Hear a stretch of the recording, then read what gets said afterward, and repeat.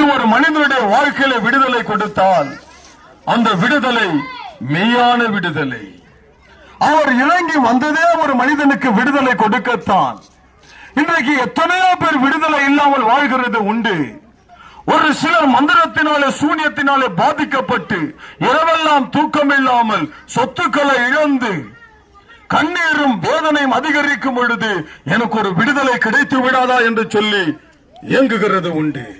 ஒரு சிலருக்கு வியாதி நெருக்கம் அதிகரிக்கும் பொழுது அந்த வியாதியினாலே சரீரம் மெலிந்து அல்லது வியாதியினாலே சரீரம் பாதிக்கப்பட்டு துட்டிக்கும் பொழுது எனக்கு ஒரு விடுதலை கிடைக்காதா என்று இயங்குகிறது உண்டு.